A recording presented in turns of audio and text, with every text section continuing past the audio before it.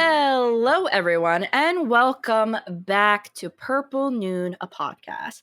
I am Stephanie Conti, and I am here with my bestie, the kung fu to my fantasy, Savanna and Lanausse. Sweet. Hi, guys.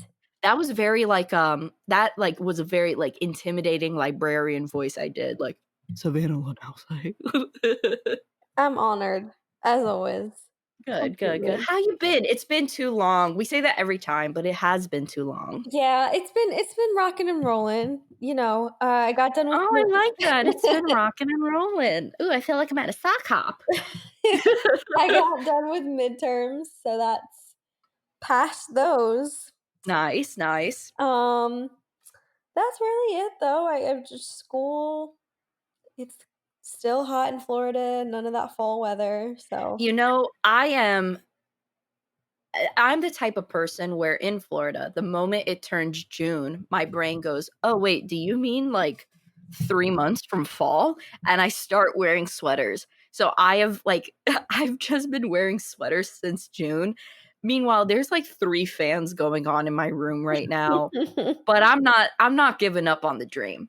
I'm not giving up on this false reality I desperately want to create. Like I always think I'm like, oh, like maybe I'll wake up one day and I'll look outside and I'll see like little brown leaves all over the floor. I won't feel the dry sun and the heat, just sucking the life out of me when I open up my window. I think that, kind of like one of those those Halloween like Hallmark movies where like the minute like it opens up, you just see all the leaves on the floor and it's like some country cottage home type of stuff. Like I think I'm gonna wake up in that one day, but I don't. That is the one thing I miss about New Jersey. For anyone that knows me, I have little to no good things to say about New Jersey, but I do miss the fall looking, aesthetic. It's Yeah. forever summer here until it's like December, and even then, probably not. I was really shocked though because I was like, oh, maybe I would love to like be like in one of those states right now. But I forgot a classmate of mine actually sent a picture and she was like, guys, I don't know what to do. It's already snowing. And I'm like, what? And she sent a photo and there was actually like snow on her yard. And we were like, what? Where does she She live? definitely was, I think maybe Wisconsin. She was definitely higher up Yeah. there. So See that? I but can't do we were that. like, "What? Like, what?" And she was like, "I don't know what's going on." Like, just with snow all outside. Not like a crazy amount, but like definitely not October snow level, that's for sure. Yeah, I don't know if I could do that. Yeah, no. But so have you been, and I always like to ask you this, there was a Criterion sale. You didn't get anything, right? No, I'm waiting on that November Barnes and Noble I sale. know. I was going to do it and I'm like, you know what? Be patient. Be patient. Give yourself time to reflect because I can't do these like I don't know what it is. I can't just buy a Criterion and like look at it and go, "Oh yeah, for sure I want that." No, you Unless can't. it's like one of my favorite movies of all time. Mhm. Like I got to dwell on it for a few weeks, you know? Yep.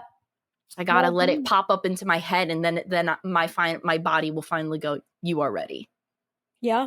Yeah. I mean, the only thing I'm probably going to get earlier than the sale is Parasite. Oh, as soon as Parasite was announced, I pre-ordered. I was like, psh, I pre-ordered it on Amazon because I knew I was like, okay, I'm going to get that. And two, because of the popularity, I could definitely see it being sold out for a little bit. So as soon as like they announced it, I pre-ordered it, which I never Well, do. I never pre-order Criterions. I'm just kind of like, oh, well, maybe when the time is right. So that says something about Parasite if I actually went out of my way to pre-order it. I might pre-order it after this. Do it. That's a good idea. Why not? Comes out like in It I literally believe comes it out comes next week, but the like, 29th. If you can, I would just so that way you can secure it. yeah, because it's like $10 off the Blu-ray. Yeah, and I think also because I remember like getting it on Amazon. Normally, I go through Barnes and Noble or Criterion, but when I went on Amazon, I actually think it was $10 cheaper. It was like 30 instead of 40. So I was like, ooh. So that's why I pre-ordered. All right, I'm probably gonna pre-order it Mhm. after this. Okay, so aside from the movies that we've been watching, have you been watching anything lately? So I've been watching a lot of the like Halloween stuff. So for example, I've been watching the Tree Houses of Horror from The Simpsons to get in the spirit. Oh, nice. And then I've been watching I got this DVD set with all the old Universal Halloween movies. Like all the Like Universal. Dracula, Frankenstein, Wolfman, that type of stuff? Yeah, so I've been watching that. Nice, nice. Uh that's oh, okay. I started this Irish like soap opera, I want to call it. Maybe it's not a soap opera, it's on Hulu, but it's this Irish show. It's called Normal People. I'm getting into it. Nice, nice. I've heard of it. Sounds familiar. Yeah. The What about only thing though you? that I think of whenever I hear Irish is Dairy Girls. That's the only thing that comes up in my brain. What about you? I've completely finished Euphoria, and I'm so excited because they just announced the 2 additional episodes coming out in December. So Oh, very that's gonna cool. be pretty fun and exciting. But I've been watching that. Like I've just been rewatching that, but I really like lately what I've been watching is I always watch YouTube videos, but there's a specific one I want to inform people of. It is called Unis Honest. It's dumb, it's funny, it's great. But these two YouTubers who have been making videos for like a year now, they plan on deleting the channel in about 20 days and deleting all of the videos. So I've just been going back because they literally have like uploaded 340 videos. They have uploaded a video every single day. So I've just been going back and just rewatching my favorites before it's too late. I'm gonna be so upset though if they go, huh, we're not deleting the channel, have access to watch it whenever you want. Meanwhile, I've just been binge watching it as much as I can before then. I'll check out the videos. I know you showed me a few. Yeah, definitely with a classic I would recommend is P Sauna. Okay. This really shows you're just like, oh, I've been watching classic movies, and I'm like, I'm watching two grown men doing a sauna in their own piss. This is the intelligent level we're working here at Purple Noon. I mean, it's entertaining as hell though, so definitely check it out. Pee sauna. There's a lot of pee videos. I don't know why. It's probably because they're boys, Yeah, but yeah. a lot of pee related videos. But it's great content. Really great stuff. All right, so you ready to jump into the reviews? Always. All right, so today, it's been a while, so we're bringing some lengthy, no short films today. We're going to be talking about 3 spooky horror Halloween appropriate films. The first one we're going to start off with is an animation film called Monster House. The film came out in 2006, and I believe it was available on Tubi. Yeah, Tubi. Tubi was where I watched it on. And it's about 3 teens discover that their neighbor's house is a living, breathing, scary monster. It's directed by Gil Kennan, written by Dan Harmon from Dan. Wait, is iCarly? Is it? I think that's the Nickelodeon guy, right? Dan Harmon. Hold on, let's see this real quick. I wouldn't be Oh surprised. no, no, no, no, no! Rick and Morty. Dan Harmon is Rick and Morty. Rick and The writer. Morty. Wow, that makes a lot of sense. I do see some influences. That's But pretty cool. it stars Mitchell Musso, Sam Lerner, and Spencer Locke. Okay. Dang, Dan Harmon. Wow, okay. But all right, so Savannah, what did you think of Monster House? I haven't watched this since I was a kid, and upon, obviously newer viewing, this movie is really dark for kids. Yeah. Like looking back at it, I didn't realize how this movie is like kind of on the darker side for a kids movie. But I I mean, guess it does now make more sense with now knowing that Dan Harmon is behind it. yeah. But I guess I think that's the beauty of it too. That I could kind of watch this and be like, "Ooh, that's spooky even for me." Even as Yeah, a like so you would 14-year-old. definitely recommend it for those who have not seen it. You would definitely recommend it. Yeah, because I think people our age and even me, like, I'm not gonna go if I haven't seen it, I'm not gonna go watch a movie from the 2000s, a kids movie. Just because like I don't want to unless it was like a childhood classic of mine. But for this movie, I do think like for all ages, you can get a pretty good scare out of it, or at least makes you feel creepy. For sure, and this was one of my favorites growing up, like, and I was a little bit, surprised because I remember when it first came out, they showed it a lot, but then after, like, the first 1 or 2 years, I never really saw it again during the season. Like, a lot of other Yeah, movies just came, like, always Halloween Town comes up, and, there's the one movie that I can't remember the name of with the witch with the orange hair and the weird graphics and stuff, that always yeah, came back around, but I always remember loving this movie, and especially in correlation to, because after when I first saw this movie, I then saw the movie House. So it was kind of like, oh, like, okay, like I like this. It kind of reminds me of Monster House. So it was like yeah, my like little adolescence jumping into like an adult world of horror movies in that similar genre. yeah. I was surprised though how, in my opinion, it really does hold up still. Like It whether like does. as a kid back then and looking at it as an adult now, like it's still a great horror movie. It's still a great Halloween animation film. Definitely, definitely.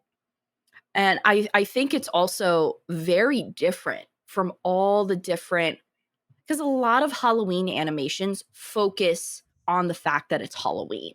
Like it'll be like, "Oh no, it's Halloween. There's some disaster going on because it's Halloween." Like or Yeah, some, weird stuff like that. Whereas Halloween is kind of a subplot to it where it's like, "Oh, this just so happens to happen on Halloween."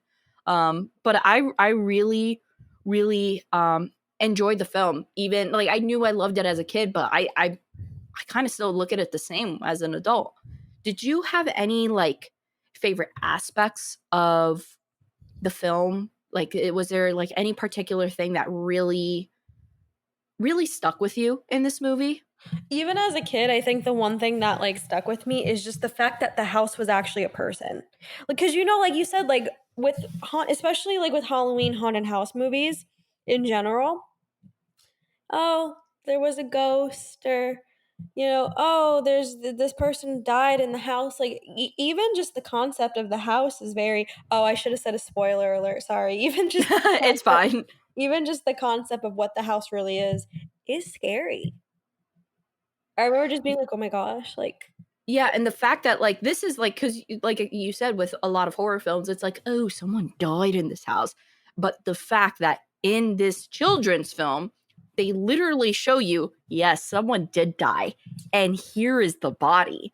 That was something that was like, oh yeah, they really did show the woman who's died, who was like cemented and stuff, and they showed her bones and all stuff like that. right. Um, which is really like I think it's such an interesting story, like an interesting ghost story too. And it makes a lot more sense cuz like let's be real. If someone dies in a house, like you are not like it's like okay, you're haunting the house and stuff like that. But the fact that they made this woman be buried into the house, like literally become a part of the house makes so much sense. Oh yeah, especially because of how like the house sort of it's not a regular haunted house too. Like the house is actually like pretty much alive. Like Yeah. it's not just sounds and like oh the wind like no, like the house is like a whole character Mhm. before you even know it's a character. So I think that in that sense it does make more sense than like oh it's a ghost. Um I also liked the I guess the main character. What's his name? DJ? Mhm. I thought he was good. The girl was a little annoying, I always thought. Yeah, she was kind of supposed to be like that very stereotypic, like, oh, I'm a Girl Scout and I'm perfect and I go to private school and stuff like that. Yeah, but I thought in general the cast was like a good bunch of they were created well. I think one thing I also really like about the movie and what I think stands out to me is that when you watch all these, animated characters act and their body movements and everything are actually very realistic to how kids act. And I ended up learning that it's because they actually made the child actors, when they were saying their lines, put on motion capture suits. So a lot of their motions are literally the motions of the kids playing them, which I thought was brilliant because I not too much motion capture is used in animation films these days. Or I mean, like obviously like at things like Planet of the Apes where like you would need stuff like that, but like I don't think something like Frozen uses motion capture or anything like that. No, no, yeah. So I was really like, because I did notice how like very realistic the way these kids moved and everything, and how they kind of like how they reacted and how they talked and everything, which I Mhm. really appreciate the realism. So I was like, that's pretty cool to know that they were actually in motion captured suits for it. Yeah, very cool. And also I was very surprised too, because even though I said who the main characters are, I was very surprised to learn how many um like cameos were in the movie. There's quite a few cameos that I didn't realize until I was looking at the um the list. Did you recognize any of the other voices, like any particular voices or anything? Um, I know the dad was the guy from Fred Willard, and then I know one of the actresses was Maggie Gyllenhaal, Mhm. and I think that's all I recognized. So I the don't mom was Catherine O'Hara. Oh, cool. The Maggie Gyllenhaal was Z. She was the Okay, babysitter. yeah, I Then recognize you the had voice. Jason Lee as Bones, Oh, and the wow. two cops were Kevin James and Nick Cannon. I didn't catch that.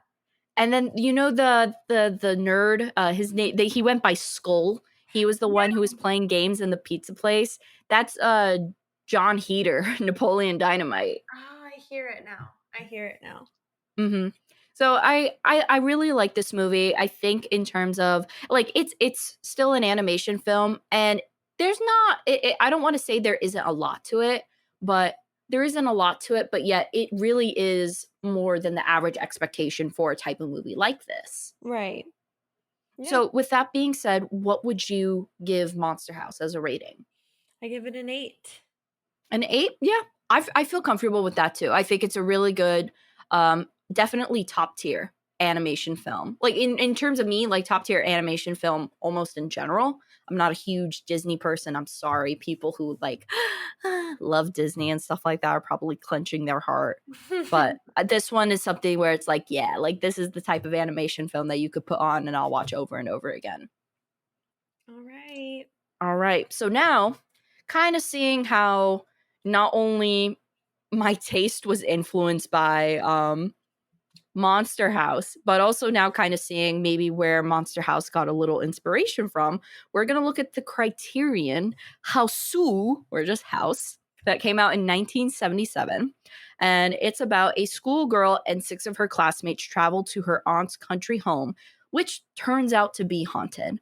It is directed by, and I might botch this, it's Nobuhiko Obayashi, and the main girl who plays Fantasy is Kumiko Uba. And this movie is currently available on, like I said, in the collection as well as on the Criterion channel. So, Savannah, I first showed you this movie, what, 2 years ago, maybe? It's a special movie because we watched it together. Yes, yes. So now rewatch. Okay, so just when I first showed you House, what was your reaction? I was like, "What is this?" From the beginning of the movie, I'm like, "This is not real.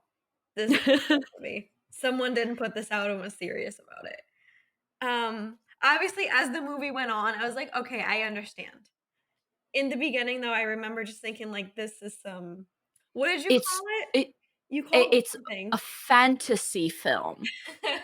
Yep, like And that is the director's own words. He doesn't think of this as a horror film. He thinks of it, and it's based off of his daughter's nightmare that she once told him, which is pretty cool. Like, could you imagine going to your dad and your dad's like, "I'm gonna make that into a movie for you." Well, that's also terrifying. Yeah, yeah. That's also terrifying because now it's like, thanks, dad. Now I get to see it. But rewatching it, from a more prepared stance, I really I really know, like, I really do like the movie, especially I could appreciate some of the deaths in it, death scenes, and yeah, I really like some aspects of it, it's pretty good. it's definitely has parts of it that are cheesy. I mean, like, let's Oh, just okay, all right. let's look at these uh the main characters' names. First of all, and I made a mistake. It's not Fantasy who's the main character. It's just Gorgeous. Yeah. Gorgeous, of course, is the main character. Then you have Kung Fu. You have Prof, which is like short for professor, so the smart one. You have Mac, as in Big Mac. You have Melody and Sweet. Those are the girls, the main girls that this story follows. So, and it really is cheesy. They really all do live up to their names and stuff. But it's so cheesy, but so good at the same time, you And know? obviously, like, some of the effects are a little gimmicky. Like, okay, let's talk about, well, we got to talk about your favorite aspect of this movie. All right, so guys, if you watch this movie for anything, there is a random cat, a close up of a cat, like a white cat that screams. Not like a regular cat that's straight up screaming.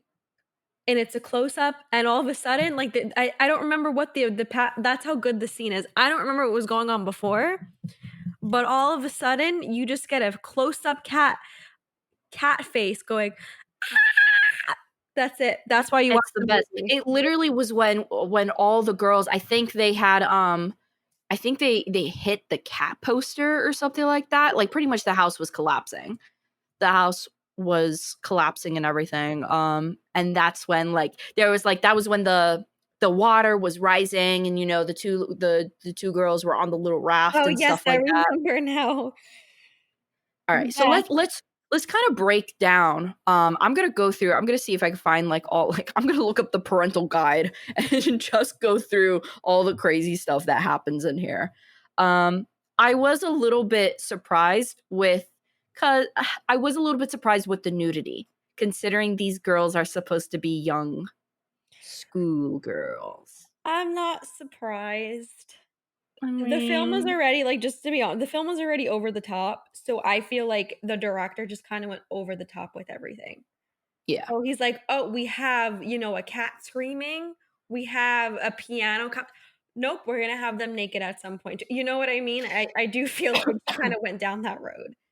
Yeah, I mean, like he already went so far and stuff like that. But so there is isn't there also one point where like you kind of like there's also oh sorry there's a point where like this you kind of see like this girl dismembered, right? Oh yeah, and her like her feet are like going like that's when she's being eaten by the piano, where you just see like her body parts and stuff like that kind of floating in the air and stuff. Yeah, so I would say the film can get a little, so it can get gory, but, like, we're talking about, like, 1970s gory. So, like, it's very gimmicky. You can tell Yeah, no, this isn't like Saw or anything like that. This is like the most candy pop horror film you will ever see, yeah, because everything is in such bright colors and things like that. And a lot of it doesn't, I don't want to say doesn't take itself seriously, but a lot of it, it's not meant to be like, oh my God. It's more meant for that what kind of factor. Like you're kind of supposed to be like, what is going on here? yeah, yeah. So we have a girl who's eaten by a possessed piano. There's a girl who's in the clock, and then like just the blood comes through and everything like that. That was actually I was gonna say a that nice was pretty frame. cool. That was pretty That cool. was pretty cool. Um, there's several who burst into flames. It's saying here that someone burst into flames. I don't remember that. Wasn't it, I remember a fire. I don't remember anybody, like, bursting into, maybe somebody catching That's fire. weird. I'm trying to figure, Oh, the watermelon. oh, that's how Mac dies, right? Yeah, that's how Mac dies. Mac, the watermelon is lowered into the well. They pull it out, and then it's the girl's head, and she's like, and she bites the other girl. Oh, I hit my mic. She bites the other girl in the butt. Yeah, very. Is there? Do you have a? Because there, it really is. Even though a lot of this stuff is very weird, and you might be like, "What?" It's filmed beautifully. Like I the think that's filming and why the editing is done so well. I think that's why it's in the Criterion, because I can't imagine for the plot.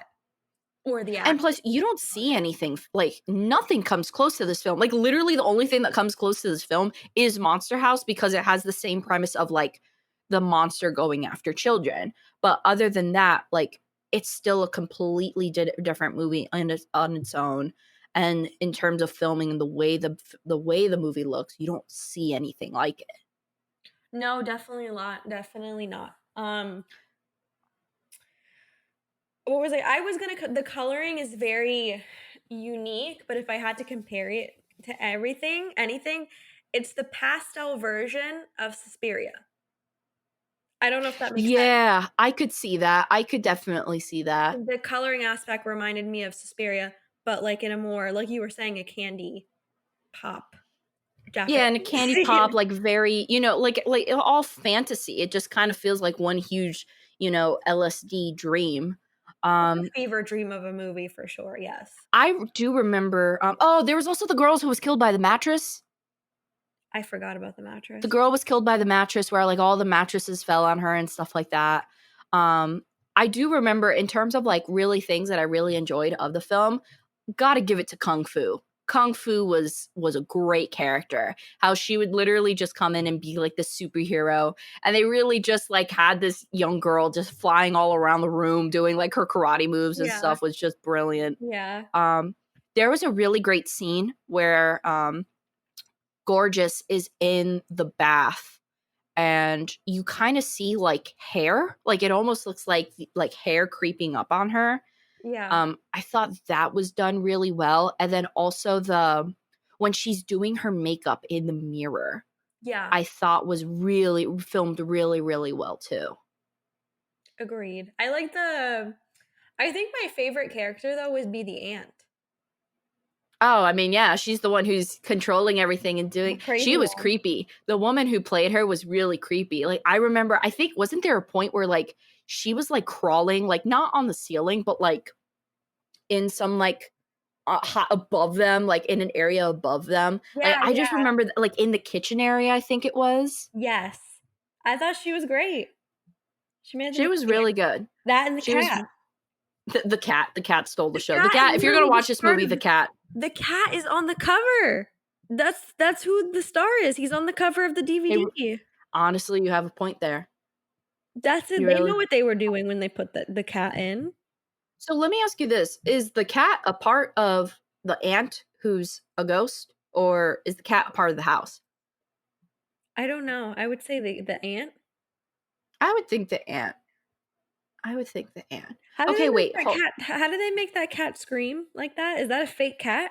no, I just think maybe, like, what they probably did was maybe they scared the cat and, like, went Gosh. and then, like, it went, like, 'cause that's, like, the that's the face that it would make. Um, I also just think it's a very isn't it I think it's like a Persian cat or something like that, and I think Yeah, it's just the way that it's such a that scene is so iconic, though. Like, you could literally find GIFs of it, like, multiple GIFs of it, it's so good. the best. That's why you watch it. That. Mhm. Oh, man, I'm also if there's any I'm trying to think, let me see what other stuff. Um, now did because the cover of the house, like, the Criterion cover, it's technically supposed to be the house on fire, right? That's how the movie ends, right? Yeah. Yes. Doesn't it? Okay, okay. Because I was very like, because I was kind of realized I'm like, wait, isn't the cover like of the fire and stuff like that? Yeah, but it's also the cat as well. I'm not letting go of the You're cat. so the cat's the star of the show, of course. Oh, I also really, really enjoyed those like black and white flashbacks that they would do to kind of reveal more about the aunt and everything like that. Yeah. I did enjoy those. No, there's definitely a lot of well done scenes in the movie. It's overall like it's very 1970s. It's very very fantasy fever dreamish, but they do Mhm. really as good of a job as you can do with that type of movie for sure. And then there's nothing like this movie. Like, you think like, "Oh, it might be like," no, you're never gonna see anything like this movie. And if you guys do know a movie close to this or reminds you of this, please let us know because I would be more than happy to watch that movie. Yeah, for sure. Alright, let's see. All right. Are you ready to lead us into the last film, Spirited Away? Wait, we didn't rate it. Oh my God, what a sin. Uh, House gets a 10 out of 10 because of the rewatchability. I can watch that movie like every 3 months and be cool with it. Yeah, I give it a 9. I give it, Just and for also, the fact that for the cat, just for the fact for the cat, and just for the fact that you said, like, there's not another movie like it. And it's very, like, it's a good movie to watch with your friends, too. At least I think so. for sure, for sure. That's definitely if COVID wasn't a thing and if we were going to have a big movie night and stuff like that, that was going to be the last time we had movie night with our friends. I said Tusk, and no one let me pick again. So if I had the opportunity, I would have been like, how soon for all of us to But watch. listen, we're still talking about Tusk, you know? Oh, So, I know, I know. We will get to that. Man, that is horror. So maybe that does have to be reviewed sooner. oh, true. Cutter. I saw something that was like Tusk related. It was very weird though. Yeah, someone was like actually making like just popped up on my Instagram where it was like it was Mr. Tusk that like someone's like, "Look, I'm making Mr. Tusk," but was actually making like a little tiny figurine of Tusk. I don't like that. Very weird. Very weird and jarring. Yeah, don't like But that. House 10, I would definitely give House a 10 out of 10. I don't know. It's just one of those things too where it's like if I'm going to show any single person a Criterion, the first movie I always pick is House. I don't pick Purple Noon. I don't pick any of that stuff. I pick House. And that's probably the wrong thing to do because it would probably like make people want to go like, no, I don't want to know any more about the Criterion. I don't want to know about your religion. I don't want to know about the Criterion Collection or anything. Yeah, Steph, maybe don't introduce I think that that. was the second. Wasn't that no, I showed you Purple Noon, then I showed you another Alain Delon film, You and gave me then the House. samurai, and then, yeah, we jumped into House. Man, what a train ride. I was like, all right, if she likes Alain Delon, she can make the commitment to House. I don't know how I made that correlation, but I did. No! Stephanie, you know the first Criterion you ever showed me? It wasn't Purple Noon. You know what it was? What? It was White. No, that came Are after. you sure? I knew it was Purple Noon or White. That came after. That was like the third or fourth one I showed you because I remember giving you an Alain Delon. I think I gave you either La Notte or like La Nota de Bianchi or some crap like that. Some Italian Marcello Mastroianni film. Um, no, it was Purple Noon for sure. Okay, It was Purple it was Noon, Purple Noon, but then it was White. and then it might have been House. Yes. That is the order. That Oh, is the memory. holy trinity.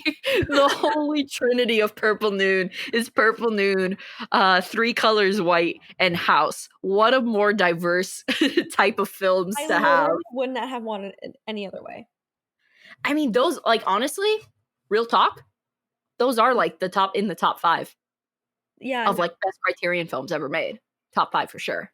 definitely. Definitely. Top five. Alright, Spirited Away, guys. Woo! Our first anime film.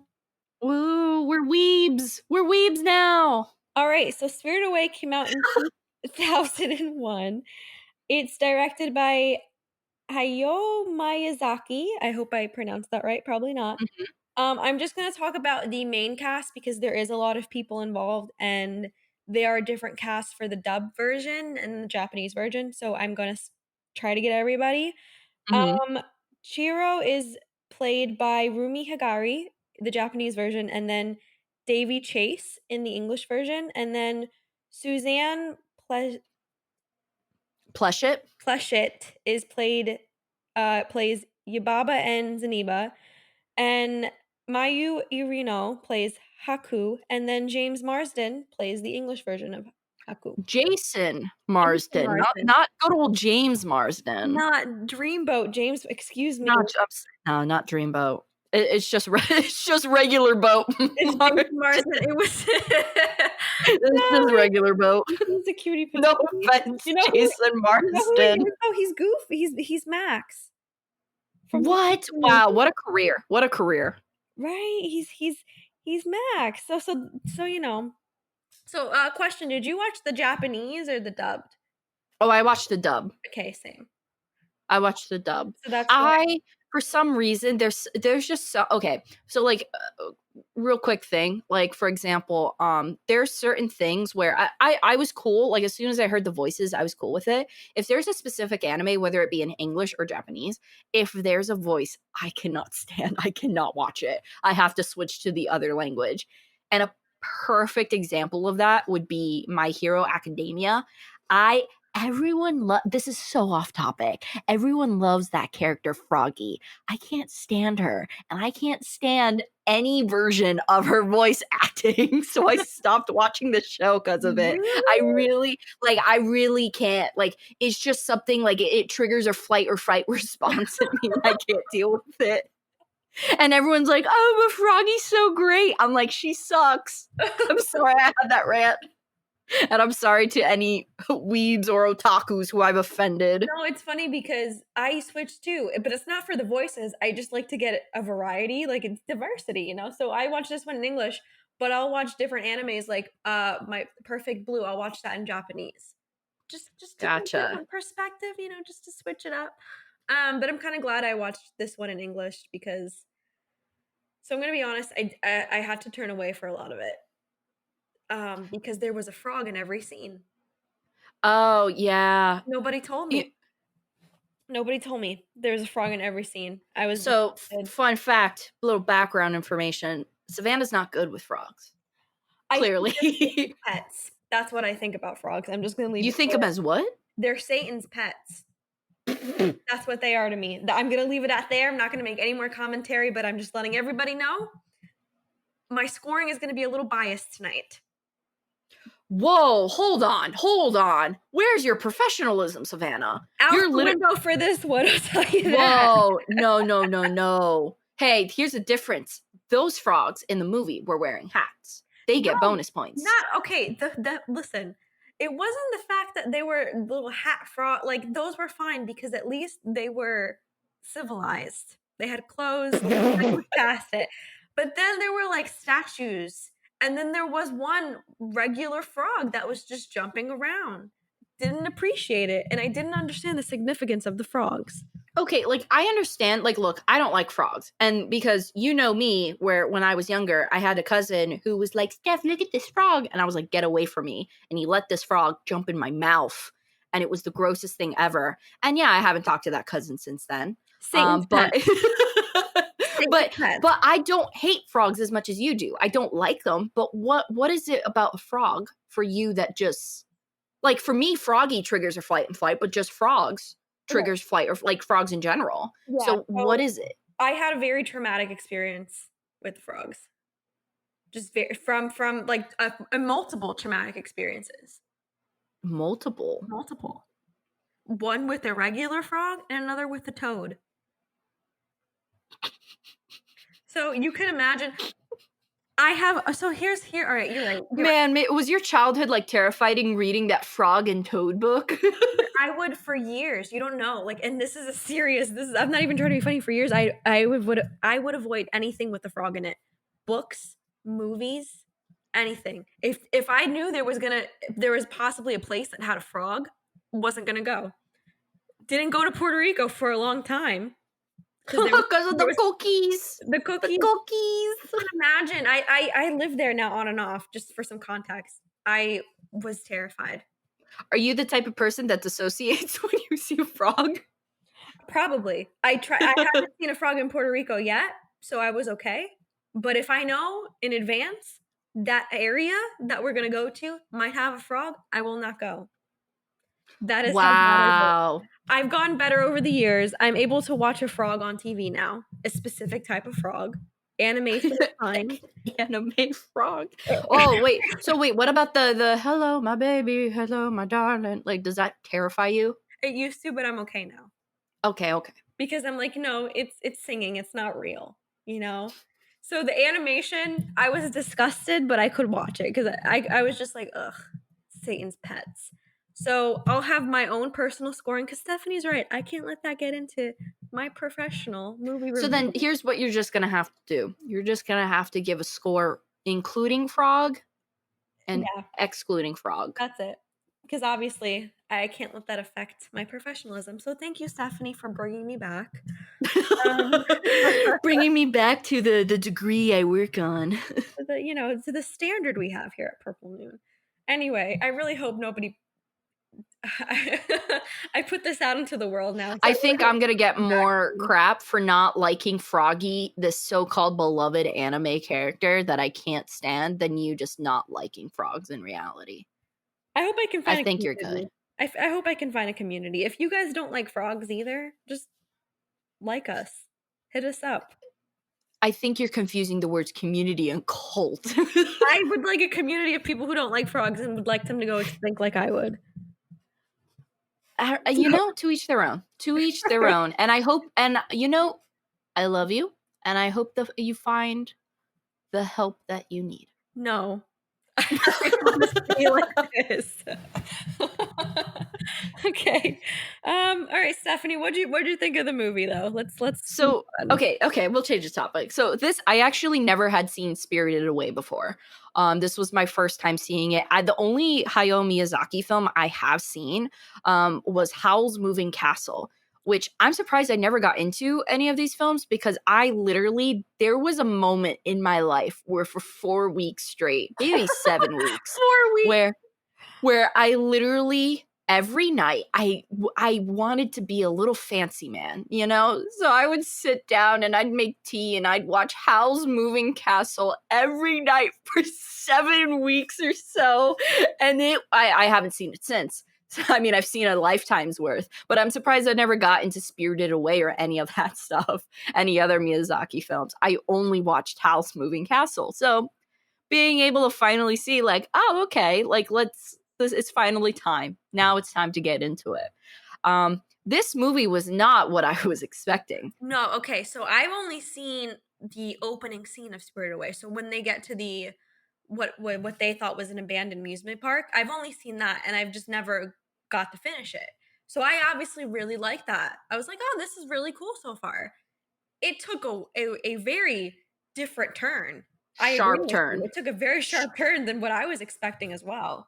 There is nothing like because I really like I only knew of the no face guy. Like that was the only other thing I knew about this film was like the fact that there was this no face guy. I thought that it was going to be like this girl and no face in a weird land and things like that, I which thought it was is gonna be her technically god. true, Her but not god. it was definitely not to the capacity of this film that I thought it was. It really is it's a fantastic animation film.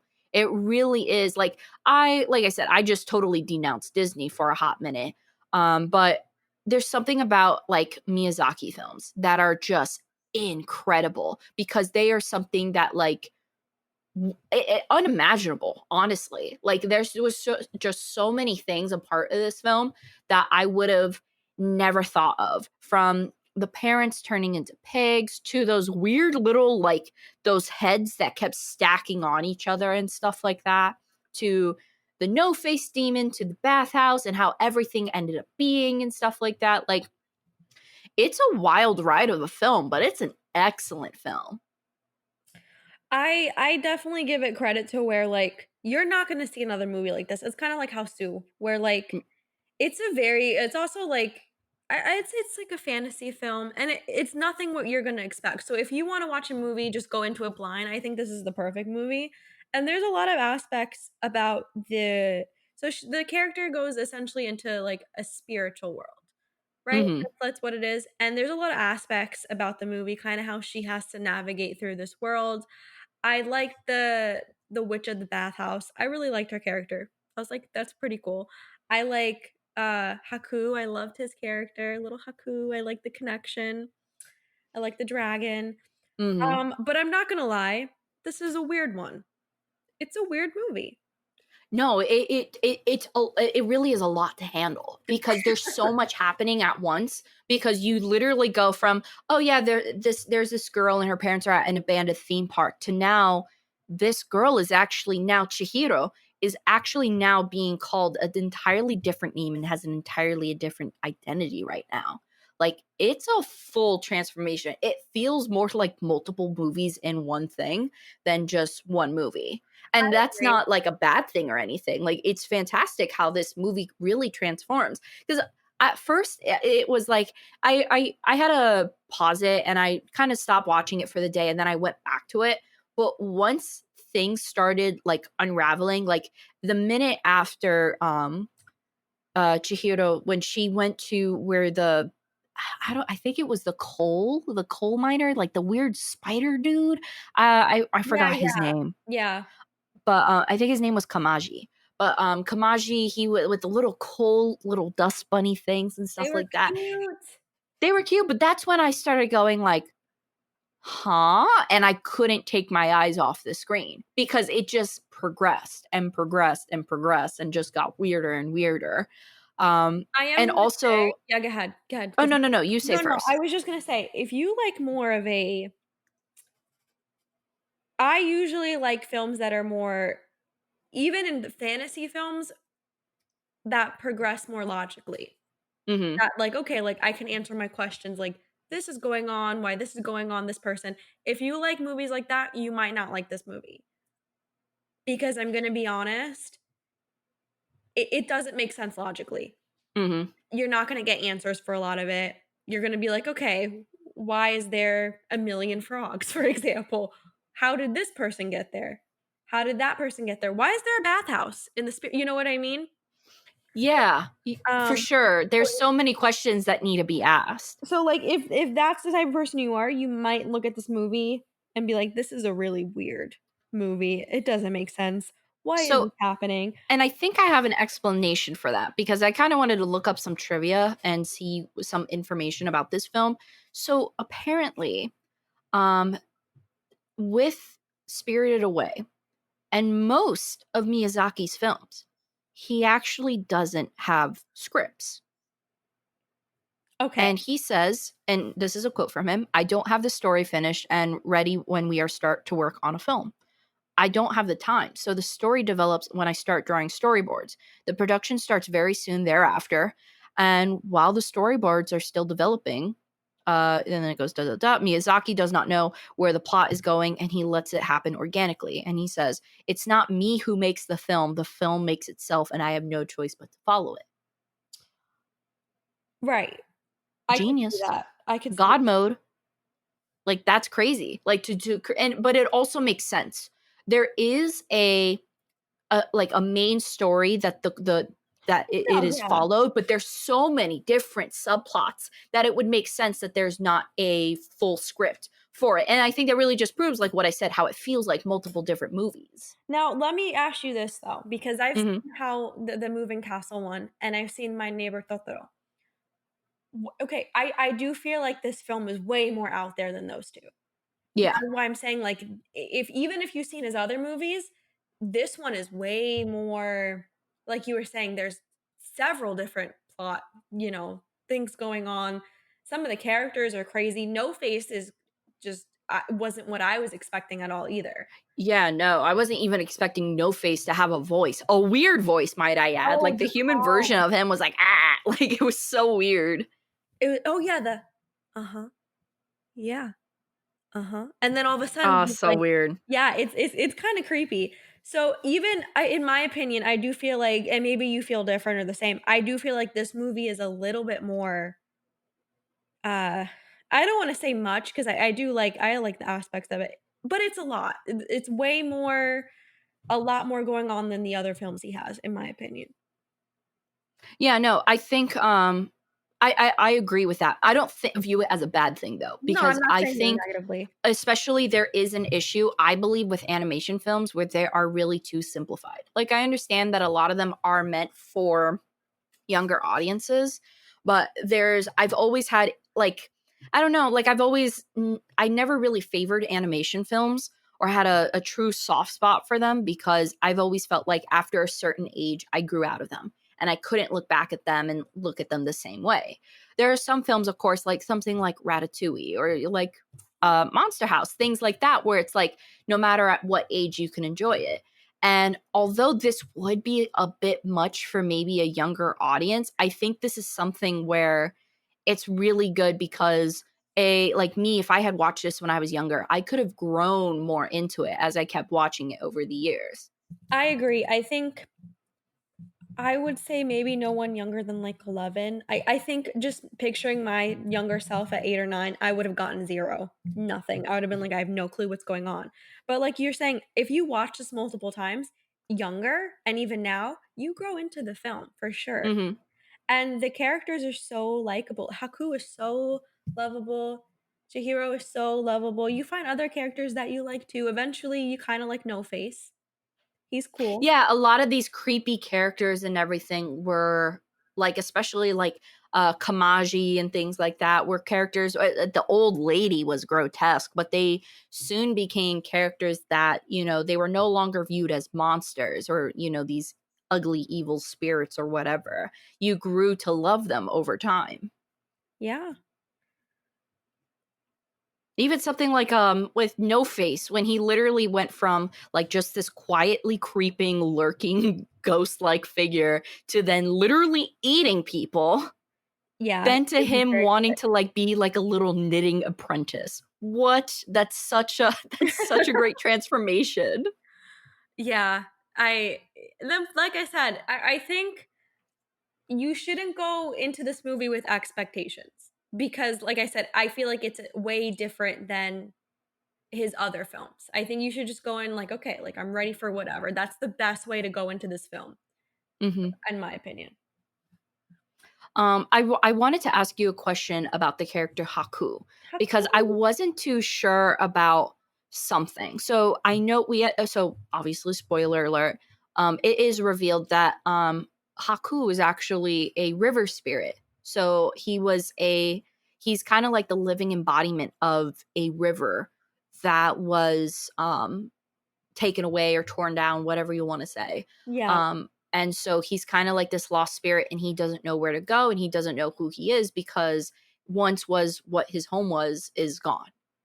Which I think is genius, to do that. But there was, I think, a moment where when he was in like the little dragon form and Chihiro is on him and he almost has like it looked like a flashback. I could have maybe missaw it, but it almost looked like a flashback with an older Chihiro. Uh, mm, I could be just, I maybe just looked away and maybe might have saw something weird or something like that. But I just remember that and being like, what was that? I watched this movie about a week and a half ago, so I would have to rewatch it because it was what you're describing is probably very quick. Mm-hmm. So I don't really remember per se. Gotcha. But I know they met because apparently she was in the river one day and like she lost her shoe, so she went into the river like when she was younger. So Mm-hmm. that's kind of how they're connected because she like, they met at one point, I guess when he was water. But I don't know other than that what I don't know if there was a flashback or something. Oh no, it was okay. It was when she was a child. Okay, so I thought it was when she was older because, like, it's a very quick scene, so I might have just looked at it weird, no, I know but what it was you're when talking she about. was a child. Yeah, I know what you're talking about. That was a flashback. Gotcha. Okay, that's so sweet. That's so sweet. It That's was so cute. cute. It was super cute. I'm trying to think. Okay, we have to talk about the star of the show. The star of the show of this movie, and I know people are gonna be like, "No, it's Chihiro. No, it's Haku. No, it's Bo when he turns into the little mouse." I love him. Right? Wasn't that sweet? I love it. And I love the whole like little bird thing just trying to carry his little fat ass all over. I loved it. I loved it. Immediately while looking up, I was like, how do I get a little plush animal, like a little plush And toy then they of wanted to him? stay like that. I was like, "Aw, It was they so love cute. each other."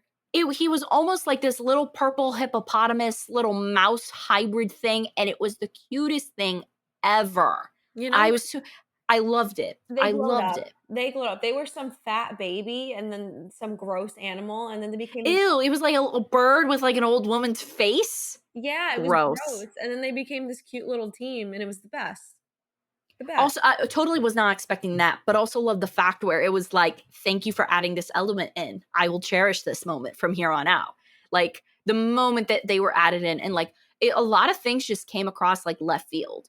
Like obviously the whole main plot was for her to go back to her parents, but the fact where it's like I have to help Haku, I have to help I have to, go help Zaniba and everything like that was totally things I was not Yeah, expecting. there was a lot of different plot twists in the movie. Not like, oh, surprises, but like the movie took several different turns than the actual like core story. I do have a question. Yeah. The older girl that she sort of follows around in the bathhouse. Mm-hmm. So I never understood the other, like the girls and the other people in the movie besides the creatures. Are they just lost spirits too? Or were they humans at one point that got lost? So I think maybe she might have been because it seemed like there was just kind of like a human team. Like I think her name was Rin. I Yeah. believe her name was Rin. So she might have been, or at least maybe she was kind of like what Haku is, where maybe she was a spirit of something else, just Okay. kind of like in like almost a human form embodiment and stuff like that. So maybe that could be it, but I don't know. I don't think there was I think too making a character like um was it Yin or Jin? Yeah, Rin, sorry, Yeah. Rin. Making a character like Rin in a more human form, because like when you first see everyone is like a weird creature or some type of thing, and the only person is Haku. But then you kind of start seeing glimpses of, Yeah. more human like representation, which I did like. But it also made, I think in her eyes, like for the main character, kind of made it a little bit more like reality.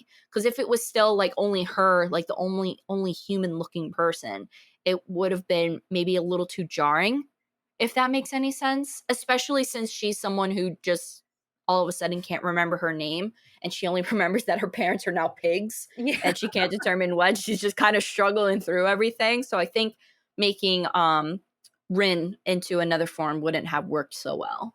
Okay. No, I was just wondering because I was like, okay, so there are humans here, but that makes sense. I think that it's like human embodiment, but I think she might be the only human. Yeah. All right. But okay, so do you have any other like favorite elements or things you want to talk about with this movie? I think it's overall a fantastic film. No, I said everything. Like I said, definitely going with this film with no expectations because I thought this movie was gonna go one way, and then when it went another way, I was like, all right, cool. And it's definitely different. It's definitely a lot, but I think it definitely because not gonna lie, after it was done, I was like, that was a little too weird. But after Mm-hmm. pondering it, I'm like, no, it was a pretty good film. So just give it a chance. Just give it a chance, especially people that are maybe not into anime. Give it Mm-hmm. a chance for sure. Yeah, absolutely. Like as someone who hasn't seen like a a Miyazaki film in years, it was really nice going, even though it kind of like you really swan dive into this one with this kind of film, it really was really good. I really enjoyed it. And I kind of do definitely like want to see it again because I feel like there's just so much that I might have missed to the film too, Yeah. but Yeah. not in a bad way, in like a good way where it's like, oh, maybe I could find some little Easter eggs here and there. And Oh, also, I just looked up real quick. So apparently, so it's Rin in the Japanese version, Lin in the English version. She is actually spirit of the white fox.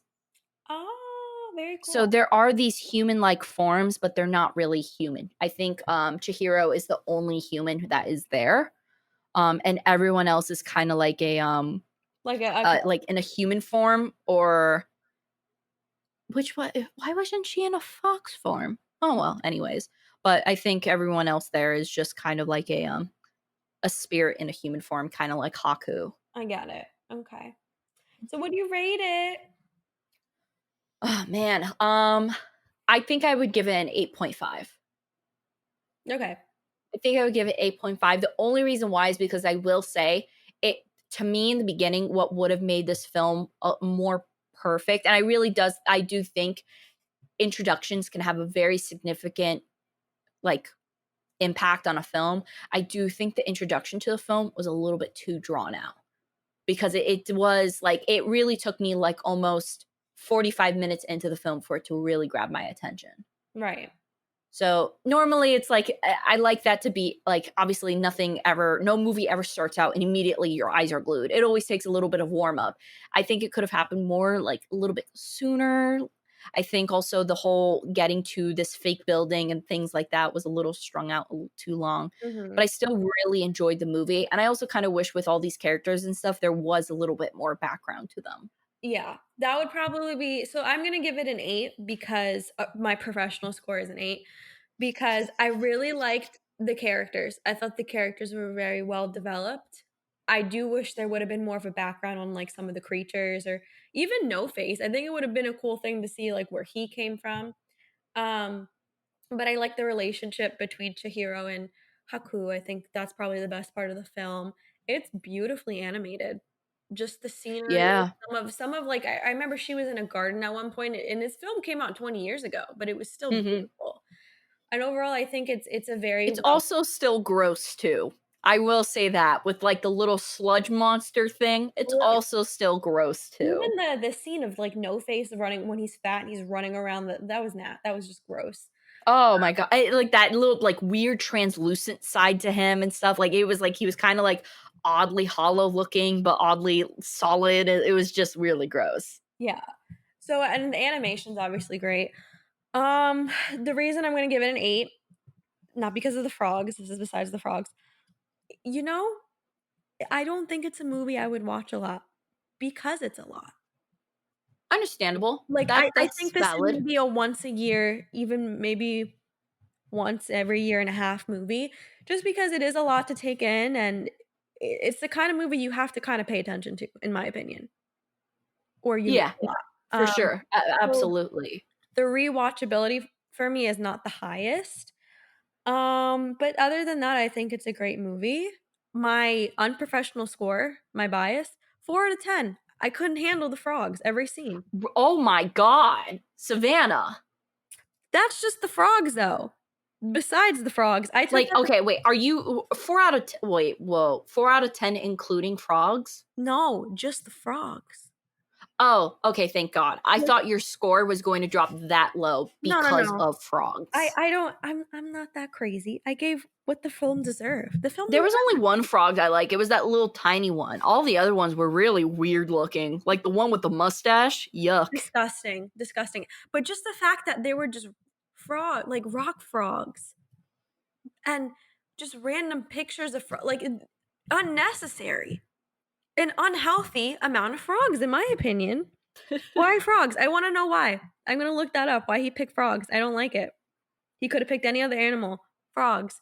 So for that, it's gonna get a 4 out of 10 because there's a frog in every scene. Just the frogs gets a 4 out of 10. Wow. Okay. I mean, look, And it doesn't get a 0 because with frogs I at the can't end. reason with your trauma. I cannot reason with your trauma But and I'm hey, not going to go there. 8 out of 10. Professional Yeah, 8 out no, of 8 out of 10 is good. 8 out of 10. I mean, the frogs weren't that bad, I just but didn't I'm like not that going to I had mess to with your look trauma. I just didn't like that I had to look at one every scene of the movie. But they were stupid looking. You know, they weren't like creepy. They were like, oh, those are some real They were stupid reimagined looking and frogs. restructured, so I don't appreciate it. You gave me a new version of frogs not to like. Are at least animated frogs easier to handle than real life frogs?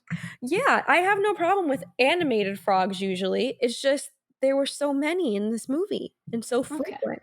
If there was just one, I would have been like, "Ugh." But just the fact that there was one in every scene was just very disheartening for me.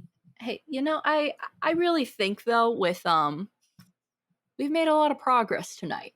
You know, with your frog For my things. issues, yeah. Yeah, like we've made progress. Like we accomplished some goals tonight. So be proud of yourself, kiddo. You did good today. You did good. Thank you. I guess I could handle now I know All I right. can handle it. There is one thing. So that's it. That's the end of the reviews and stuff like that. But there is one thing I need to talk to you about because it is movie related, and I'm putting it on the podcast, You're and I'm gonna scaring get me. shit for it, but I don't care. You're scaring me. Go So ahead.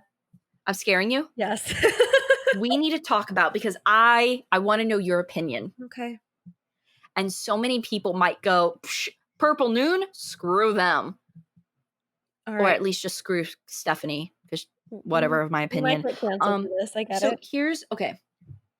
So here's my beef. Do you hear all this juju nonsense about the Snyder cut of the Justice League? The what? The Snyder cut of the Justice League. Like the movie Justice League? So, oh my God. What do you mean? There's going to be, from HBO Max, a 4-hour-long episodic presentation, and it is the Snyder cut of Justice League. Now, here's my beef. The movie was already made. From what it looks like, it says there's no additional filming. Why is it costing them $70 million to recut a movie? Wait, are we talking about the same Justice League? We're talking about the one that sucked, yes. Why are they redoing that? Because apparently Snyder's like, no, that wasn't my vision. And now he wants to release this. Dude, I really just can't. I really can't. This isn't. Like, some Oscar nominated. Dude, I can't. And then they're like, oh no, like, and then Snyder. I don't like Snyder. I don't like Snyder. Why is he complaining about his vision?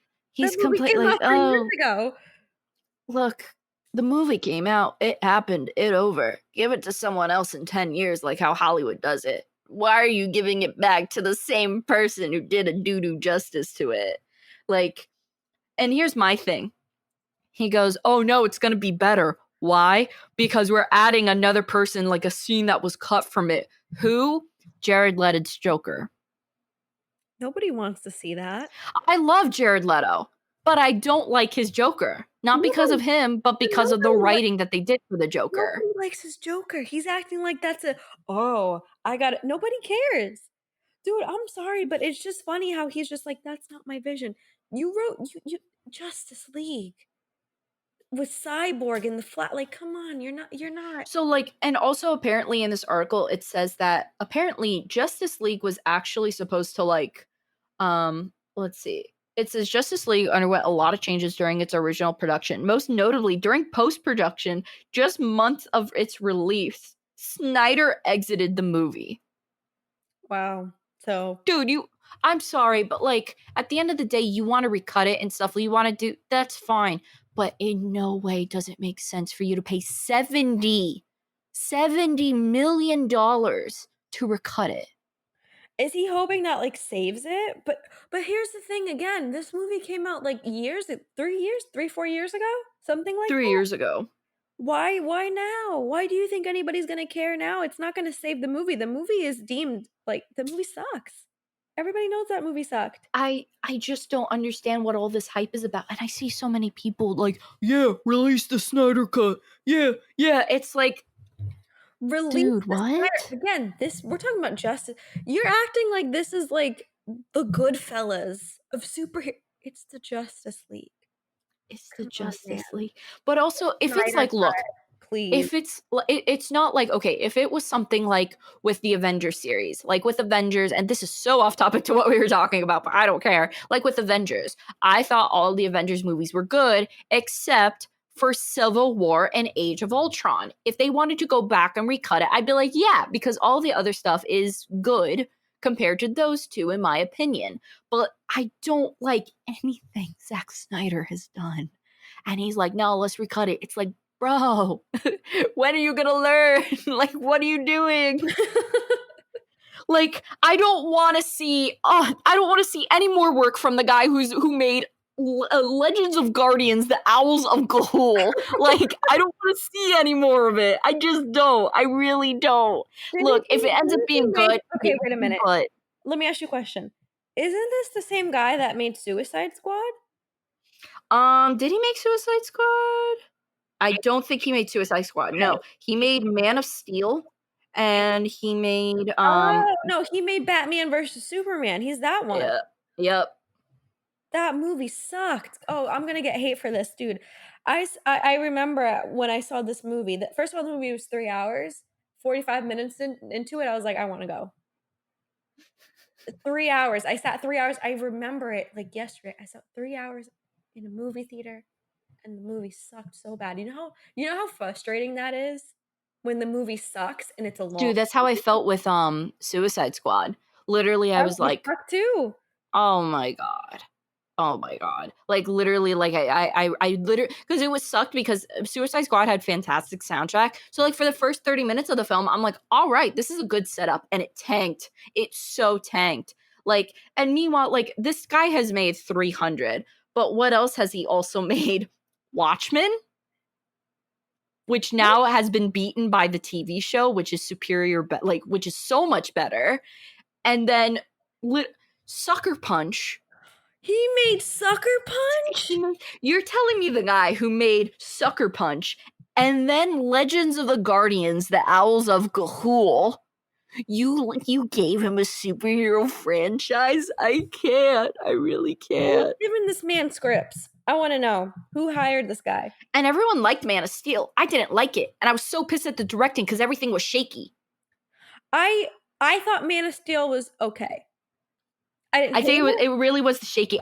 I'm the type of person where I'll scream at a movie and I'll be like, put it on a tripod. Put it on a tripod. If it doesn't need to not be on a tripod, then that's fine. But if it needs to, if you want to have like, if you're not moving around and stuff, put it on a tripod. Henry Cavill deserved it better He deserves so much more. than He that. deserves so Because Man much of Steel more. was alright. I didn't think it was it's definitely not okay, I'm gonna be honest, I don't really like Marvel that much. I think it can be corny. I think it's fun though. Mm-hmm. But DC is just dragging their name through the mud at this point. No, like they were so high. They were so high with the Dark Knight trilogy. Well, they And then gave what it did we get? to who did they give it to? Christopher Nolan? They redeemed themselves with Joker. They Because they gave it to redeemed. a with to an acclaimed director. But who did they give Man of Steel to? Zack Snyder, who is clearly not qualified to be doing this. Dude, I can't just imagine being in the movie. It's like, okay, we're gonna do a Superman series, right? It's only been like less than 5 years since the last Superman movie. But here's what we're gonna do. We got this director. And the head honcho goes, what has he made? He goes, Legends of the Guardians, the Owls of Gold. I can't. I really can't. And they really said green light, and go. Stephanie, stop. I Yeah. really can't. I Sucker just Punch. can't. He made Sucker Punch. Which, you know, I will say, out of all his films, I do sort of kind of like Sucker Punch in a way where it's like, oh, it's a train wreck, but I don't want to look away. Like, there's some aspects of Sucker Punch I'm like, oh, yeah, that's good. But whenever they go in that dream world crap thing, I Sucker Punch hated is it. weird. Sucker Punch is so weird. Oh, my God. Oh, my God. Legends, the Owls of Gold. I can't. I mean, good for him for climbing up, I guess, you know? Good for him for getting up there. At what cost? $70 million. At what cost? And, like, let's be honest, everyone knows DC sucks. Everyone Yeah. knows the last few DC movies. At least Marvel was consistent with, like, Alright, the real test okayness. here what was worst? Justice League or Aquaman? Did you see Aquaman? Oh my god. I didn't, but I don't need to even see it to know that it was a monstrosity of a movie. 'Cause I saw Aquaman. Dude, the minute they were like, "Let's put an Amber Heard," I was like, "You gotta be kidding me. You gotta be kidding me. I don't like Amber Heard. Even before all the Johnny Depp stuff, I never liked her. I never even knew who she was. I never liked her. It always just I always looked at her eyes and I was like, there's something funky in her soul. Like there's something up. How do we feel about Wonder Woman? You know, actually, fun fact, I haven't seen the Wonder Woman movies. I haven't seen it either. But I I don't mean it's know. okay. I can't I speak for really wanted, like, because my version of Wonder Woman in my head is, like, a buff woman. Like, someone where you look at her and you're like, "I'm dead," I because she's mean, so buff. if we're gonna be honest though, like, Gal Ga like, that Gal Gadot? Gadot? Gal Ga Gadot. Gal I think she's probably the closest thing to Wonder Woman, because the other Wonder Womans were, like, these little beauty queens. I mean, look, I will say in terms of how she carries herself in and out of the movie, I will say Gal Gadot is a very good choice because she actually has military training because she was in Israel and most people who live in Israel have to go through military training, so she Yeah. actually served in the Israeli army. So I think like that's super cool, and I think that that was a great quality. But man, I was really hoping I wanted Gina Carano. I really wanted like some MMA fighter, some beefy woman to play Wonder Woman. Like, I think more so, like, maybe a Gina Carano would have worked for, like, She-Hulk, but I just really wanted a buff, a dummy thick Wonder Woman.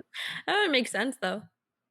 Like, it's just like all these women are so pretty, and it's like, I feel like if you flick them hard enough, they'll fall over.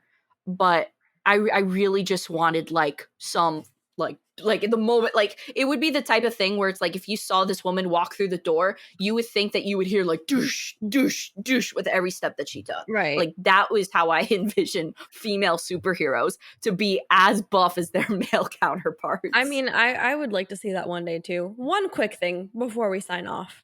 You know how That's fine. many This is all a bonus. This is all a bonus for missing out on so much. you know how much crap I get for saying I don't like Batman Ben Affleck?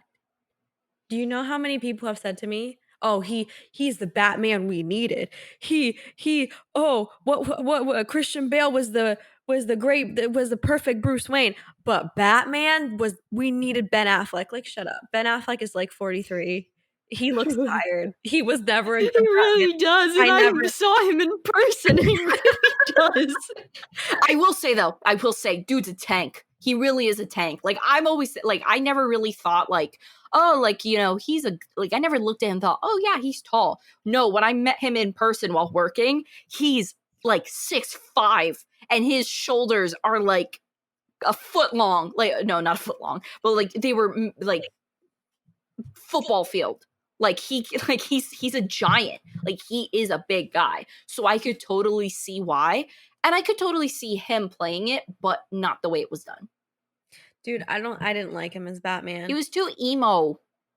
Oh no, wait, I can't say that. Do you I have a feel like do you see the makeup on Robert Pattinson? That's gonna be an Oh, no, emo he Batman. I'm excited to see that. I don't know how I think it'll be fine. I like Robert Pattinson. Um, but I didn't buy him as Batman. I Pattinson? No, Ben Affleck. Oh, okay. I just didn't buy him. Like, I could see it at some points, but there were other points where I'm just like, "This isn't working for me. It's just not working for me." I yeah. Yeah, I but I also just I blame that on Snyder That and could the be it, because if you're producers. saying I could see like, he looks like Batman in his costume. I'll give him that, like, he does look pretty buff and, like, built like Batman. But Mhm. I think my point is every time I bring up I don't care for him as Batman, everybody attacks me. Nah, you don't deserve that. Everyone's like, "Oh, but he was the one we needed." Like, as if, like, this guy was, like, the holy grail of Batman. Like, no. No. I don't No. know. It's also like how I think like Henry Cavill is a great Superman, but I still don't think he was able to do justice because he wasn't given the amount of work to give to give the character justice. I think the reason Christian Bale worked out so well is just because the movie itself was fantastic. It was a He had he well-written had the movie. It was tools. a well-written movie that relied mostly on practical effects rather than CGI, which makes a huge difference It does. to how the movie is viewed. I mean, look at Tenet, where they literally blew up a plane because it was cheaper than trying to CGI a plane being blown up. Right. No, I just think that, like, in terms of, like, Batmans and stuff, it really does come down to the director and what the actor is given. Hmm. Because I do think maybe Christian Bale wouldn't have been as great if he wasn't given the tools. Oh, if he was giving us Zack Snyder, we'd be saying the same thing right now. He'd Exactly. suck, So doesn't work, too old. nothing against Ben Affleck. Yeah, he looked a little tired. Maybe he wasn't what I envisioned. Yeah, are you just perpetually thinking about the image of him, like, looking exhausted while smoking? Is that what you mean? Like, do you know that image I'm talking Okay, about? before I saw him as Batman, I did see a few images of him just looking like a train wreck. So I think going into the movie, I just looked for that and I found it. Mhm. So yeah, nothing against him. It didn't work for me. Maybe because of that. I don't know, but oh, poor Benny. Poor Ben. That reminds me of when I was talking to a makeup artist while on set, and she was like, "Hey, Steph, can you help me clean this trailer up?" And it was because Ben Affleck was gonna be in the trailer, and I was like, "Oh, is this trailer gonna go to Big Boy Ben?" And she looked at me and she was like, "You do not say that." And I had the audacity to look at her and go, "Do I not say Ben Affleck or do I not say Big Boy Ben?" And she was like, "Both." She was cool though. She was totally cool. But luckily no one else was around to hear that because I would have been scolded at. I think That that's was pretty fun. funny. That I think was that's pretty funny. mhm. But yeah, Yeah. I'm trying to think if there's any other superhero stuff. I think You um know, if this ever catches on, like if more people listen to us, we're gonna get roasted. we can say the stuff now because we're at a point where it's like, Somebody's gonna somebody some Batman fanatic, somebody that is obsessed with they're gonna or you know the Zack Snyder cult if that's a thing. oh my They're god. gonna come for us. There literally are like shirts at Hot Topic that's like release the Snyder cut. And it's like, dude, you want 4 more hours of that? You just want yeah I no one's gonna make me watch that again. I saw it once. That was enough. Really. It really is just so okay, so I think the last thing we should talk about before we end our little bonus section of this is, so since you are talking about superhero films, name some superhero movies that you think are actually really good, like in your opinion. Oh, all right. Give me a second. Because So I think obviously we have the trilogy, the Dark Knight trilogy. I like I said, I don't really care for Marvel that much, but I do like Guardians of the Galaxy Mhm. because I think it's one of those movies that like it really shouldn't take itself seriously and it doesn't. Yeah. So for me that's a good one. Um I don't know about the movie, but I like Tom Holland as Spider-Man. I really like the second one with Jake Gyllenhaal. I love Jake Gyllenhaal, so I really like I also just really thought the second one was really, really good. Yeah, I agree. Away Far Away from Home, I believe was the name of it. I agree. I like the second one too. I thought it was fun. That one was good, and I really liked Gyllenhaal as the villain. Gyllenhaal needs to be in more movies. More movies in He general. just needs to be more movies. That's it. More movies, but preferably like he could definitely be in more superhero movies too. Yeah. So, other than that, like I said, I'm really not. I'm really, Joker. I mean, Joker is like next is kind of like in the realm of, to me. I didn't know that was an option, but yeah, definitely Joker. Oh, for sure. It is still, they got the DC logo on it. I would still definitely count it, but that's that. Yeah, that Joker. Like it's almost like when DC does do it, they go all out, but it seems like it's also not under their control. Like I don't think the Dark Knight trilogy had a lot of input from DC or from any higher up executives that got in the way of Nolan's vision. And same with Joker.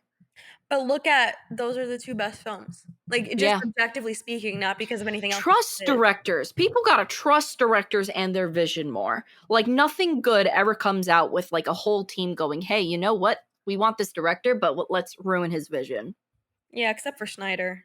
That guy. Oh God! Look, I'm gonna give the Snyder Cut a chance. I'm gonna give it a You chance. let I'll me give know it a fair shot. if it's worth it. Just let me know. But I really don't want to spend another 4 hours because I've Mhm. seen it. I've seen that it was it is what it was.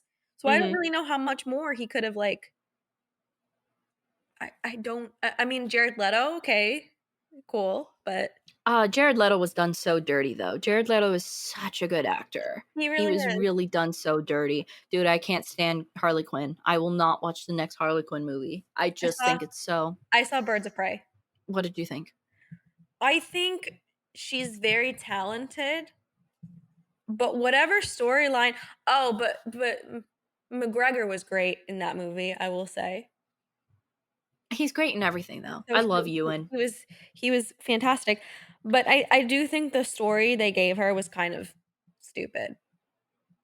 I think it's one of those things like Jared Leto. I don't think they give her the material she deserves.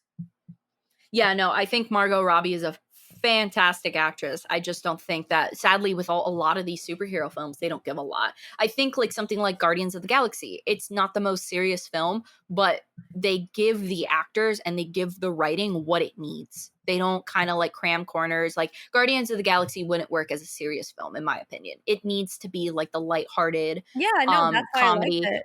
But also Guardians of the Galaxy actually has really great filming. Like I really love, obviously, the fact that they got Kurt Russell in it. Oh, I was dying.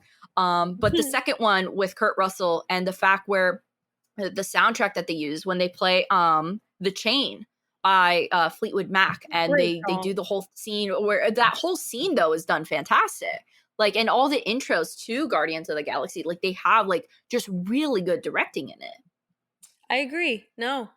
But yeah, I really think that if they brought some of that, I do think the problem with Harley Quinn specifically for I don't for anybody that saw Birds of Prey, it was very cutesy.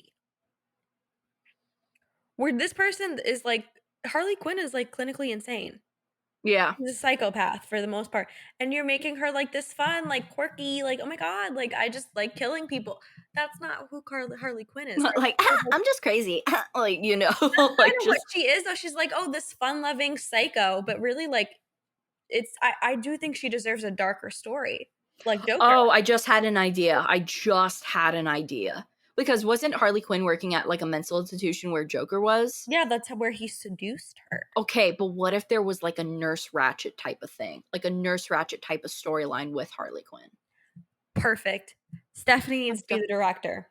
DC, call me. You need me. You need me. They Plus, need you got to you. fill it. Hey, look, I'm not trying to be rude or anything, but you got to fill in them diversity gaps. I'm a woman and I'm Hispanic. Fill them up, boys. Just do it. Sorry. That's it, Snyder. dude. Done. Sorry. Or we give it to Murphy. To give it to Murphy, the guy who's doing Ratchet right now. I trust him. But if not, choose he me. would actually be a really good choice. He would be. He would do. Well, get Sarah Paulson in there. It's an Oscar winner. Just throw her in there anywhere. Yeah. It's an Oscar winner. All right. This is a different turn, but I like it. I like the I like it. It's a little nice bonus. Well, I'll call it the little pop culture bonus at the end. Yeah. And literally someone's gonna be like, oh, when I say Snyder Cut, and then I go, I hate it. And they're gonna just click off. You know all the fans are gonna come for us. You know. It is what it is. The cult is gonna come. Look, at the end of the day, those Sorry, movies. I called Ben Affleck tired. Sorry. I really like Ben Affleck. He just looks like I love him. I love Big Boy Ben. But that's how we refer to him on this podcast. Big Boy If we ever Ben. do a Ben Affleck movie, maybe we'll do Argo one day. Big Boy Ben. Big Boy Ben. For sure. I will say though, even though he's tired looking. Maybe he's anemic like me. But like us. Yeah, you know what? That could be true. I will say in his defense, out of everyone who I saw in New Orleans during filming and stuff like that last year, I will say he genuinely, like, he has my full respect as an actor. Because even for a Jay and Silent Bob reboot movie, he got the script a week before filming. And he literally had every line down. He had a full, like, 10-minute monologue down and didn't miss a beat. It was so incredibly impressive. And now I know why, like actors like him, like, get picked, like, over and over again for these movies, because they're very easy to work with. Like, he knew his lines. He knew how to do the performance. And I think they literally did, like, less than 3 takes. And it was just because they had to do it from different angles and stuff. So that was, like, he's a great actor. He really is a great actor. Yeah, we stand Big Boy Ben on this podcast. We stand Big Boy Ben. Just not as Batman. Yo, him as Daredevil, though. He got my heart. Eventually, I would like to review Gone Girl. So Ooh, keep yes. that in I think mind. that's good. Um, all right, my computer's gonna die, so let's wrap this up. What are we doing next week? Ooh, I don't like, I know. Let's see. Let's pull up the list. Why did I pull up my school email? I'm a little dummy. I'm sorry. Not that one. What's that song? Sing it again. Okay.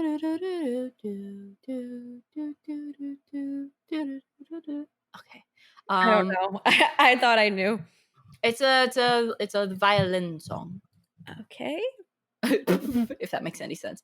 I know we talked about so we already did the triple threat.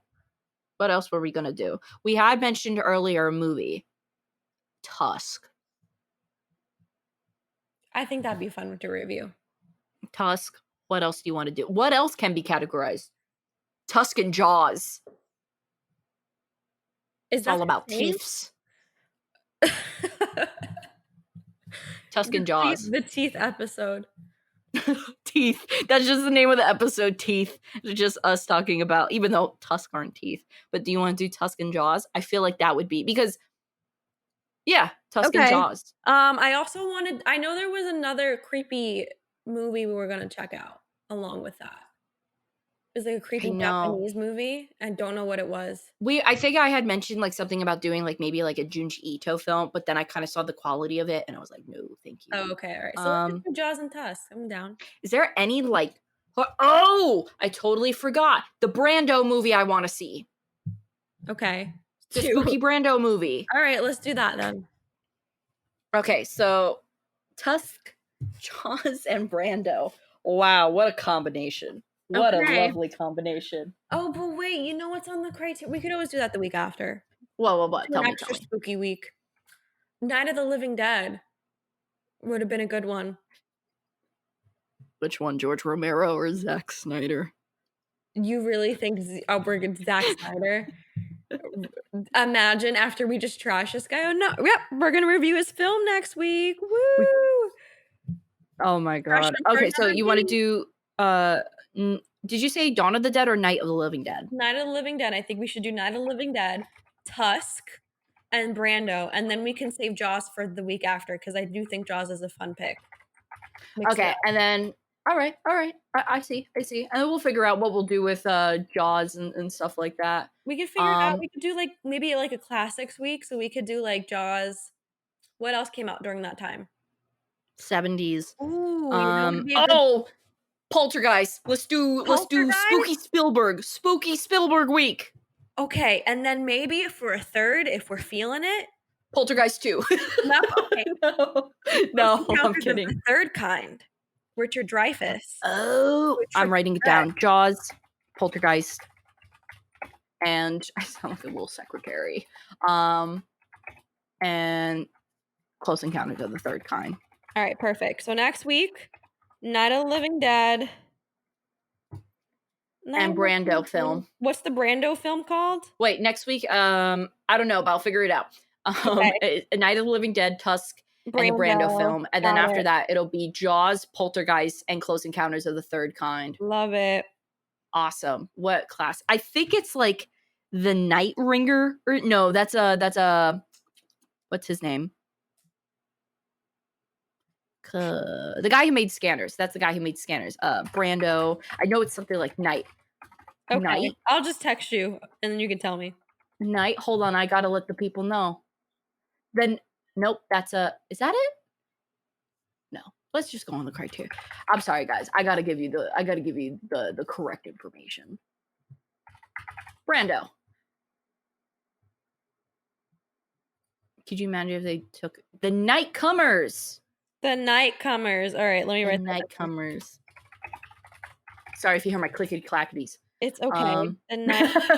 All right. So next time you guys will hear us. Hope you enjoyed this extra long little thing. But the next time you guys will hear us, we will be talking about Night of the Living Dead, Tusk, and the Nightcomers. What a smorgasbord, you know? Shout out. A nice little Halloween medley. We're doing great. This is great. Shout out to homeboy James and shout out to Sensei David. Forever and always. Oh, and by the way, damn, I should have mentioned this in the beginning.